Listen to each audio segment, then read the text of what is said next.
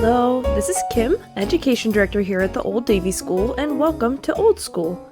Usually around this time of year, Davie is getting ready for the Orange Blossom Festival downtown, but unfortunately for safety this year, it is going virtual.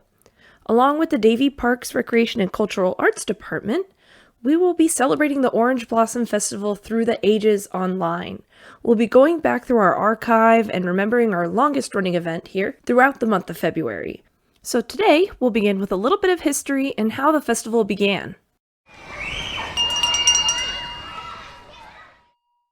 The Orange Blossom Festival has been held almost every year since 1941, but there were often picnics and events in the growing agricultural community of Davie before then. Beginning in 1931, the Davie Methodist Church sponsored a Rose Festival for a few years each March, growing from a small display of locally grown roses to an annual event with a barbecue that brought hundreds of visitors to Davie. According to one newspaper in 1935, festivities lasted well into the evening as the crowd showed no inclination to go home. 1941, though, marks the first year for the Orange Festival. Not called the Orange Blossom yet, we'll get into that a little bit later. It was organized and sponsored by the Davie Chamber of Commerce. A pamphlet from the event said the purpose of the festival is to not only advertise the resources and products of the Davie section, but in addition, with its surplus funds, to create a park and community center for the residents of Davie. Held on a Friday and Saturday, March 28th and 29th, a newspaper announcing the event describes the festival. A feature of both days will be a tractor race. Tractor agencies of South Florida will compete with their equipment in this novel contest. An Old Davie rodeo will be featured Saturday afternoon. All cattle and horses used, as well as riders, bulldoggers, and ropers, are from Davie. One of the largest exhibits of oranges and other citrus fruits ever seen in South Florida will be on display. Davie has several thousand acres of citrus groves to draw from for this gigantic exhibit. In the vegetable exhibit will be more than 65 varieties of produce, all grown in the Davie area. Davie's claim to be the rose capital of Broward County will be backed by a huge display of roses as well as other cut flowers. There will be a complete exhibit of wild grasses that grow in this area, which are of extreme value to the owners of beef cattle being raised in the Davie section. Other attractions included were an orange race, not sure what that means though, a horseshoe pitching contest, husband and wife calling contests, sack races, catching the greased pig, pie eating contests, three-legged race, and more with prizes for the winners. There was even a contest for grandmother with the most grandchildren, and that actually went to Mrs. M.E. Franklin with 35. Wow. The competition for the Orange Blossom Queen was open to all Davie girls.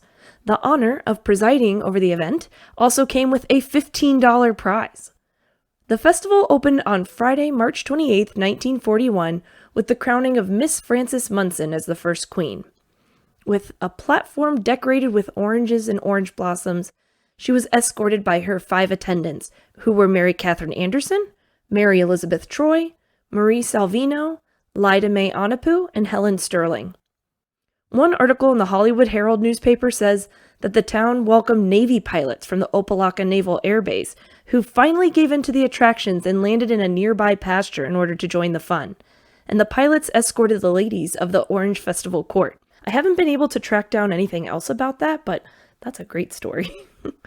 A barbecue dinner during the event included ribs cooked over open barbecue pits, fresh corn dodger rolls, coleslaw, and coffee for only 50 cents. And the Chamber of Commerce, in appreciation of their visitors, presented all women with a spray of orange blossoms. The event was a success, and with the funding raised, the Chamber of Commerce built a community building. Local men donated the labor and built the new building on free evenings and weekends, and it would be used for meetings, parties, dances, and that concrete block building is actually the interior of Town Hall today. If you've ever been to the council chambers for a meeting, that's it. You're sitting in a piece of Davie history right there. But 1941 also changed the United States forever, with the attack on Pearl Harbor in December and our entrance into World War II. In Davie, the second annual Orange Festival went ahead as planned on March 14th and 15th, 1942. With special tribute to the patriotic efforts during wartime. Secretary Harry Earl of the Chamber of Commerce wrote an address in the festival pamphlet titled The Spirit of Davie and America. This is just a little part. The opening of the second annual Davie Orange Festival finds our nation, the United States of America, involved in a total war, a war we must win for the sake of liberty and humanity throughout the entire world. This festival stands as a symbol of what community spirit, teamwork, and the will to do can accomplish.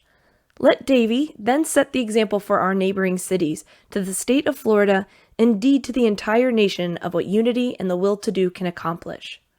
Lida May Anapu was crowned the second queen of the festival through an election. Votes were 1 penny, and whoever raised the most received the crown. One newspaper report says thousands of sprays of orange blossoms will be entwined about the coronation dais. The event will be filmed by movie men now in this area and will be shown throughout the nation. I want to find that. Who are these movie men now in this area? I'll be on the lookout, and I'll give you an update as soon as I can. The rodeo for this year was actually canceled and replaced with a horse show that was chaired by James Bright. He's known for being a part of establishing the Hialeah racetrack, and he brought the first thoroughbred horses to the state to his ranch in Davie. The town came together to celebrate the event along with 8,000 attendees from all over Florida. More than 12,000 cups of orange juice were served over the weekend event. The agricultural exhibits would highlight the produce that would contribute to the war effort, and the festival took a 3-year hiatus during wartime. It returned successfully in 1946 and for nearly every year since. Despite the hurricane and floods that devastated the town in 1947, the festival carried on by the next March and showed the resilience of Davie. By the 1960s, attendees recall bushels of oranges being given away, gallons of freshly squeezed juice, and bouquets of the budding orange blossoms which marked a fruitful year, and likely contributed to the festival's name change. The festival has changed in many ways over the years. It remained the Orange Festival until 1979 when it changed to the Orange Blossom Festival. And I can't pin down an exact reason why, although it had been mistakenly called the Orange Blossom Festival on and off in the newspapers since 1941, so maybe they just liked it and it stuck. The rodeo eventually became the main stage of the event as the community grew and changed. In 1996, the Orange Blossom Festival combined with the Florida West Fair that brought National Rodeo to the Davie Arena. It celebrated the Wild West with saloon shootouts and monster truck rallies. But our story here in Davie is unique to South Florida, and eventually the town brought it back to the hometown festival as we now know it in 2001, celebrating the area's citrus and agricultural history with a farmer's market and green fair, activities for the family, and here at the Old Davie School, our pioneers usually cook out over the fire, churn butter, and squeeze fresh orange juice. Each year, the parade travels down Davie Road with floats decorated by local organizations, and Orange Drive is lined with booths, live animals, and entertainers, all celebrating the rich cultural and agricultural heritage of Davie. One last little sticking point I have is the number of years that it's been held. If you do the math, this year would be the 84th since last year was the 83rd, but if it started in 1941 and only missed at least those 3 years during World War II, and if we count the West Fair as part of the evolution of the festival, that would still put it at 77 years. I tried to track down exactly what happened there, and newspapers throughout the years are not very reliable. They're all over the place. Some saying it started in 1937, 1938. Maybe they were counting that Rose Festival as a precursor. But there's even years where on one page of a newspaper it says that it's the 53rd annual, and then the next page says it's the 54th. So, at some point, the count went all over the place, and while it doesn't actually make a difference, it's just funny to me. There have definitely been at least 84 celebrations in Davie's history we're celebrating anyway, and the Orange Blossom Festival is a special way to remind us of where our town came from and the dedication in those early years to build the character of Davie today.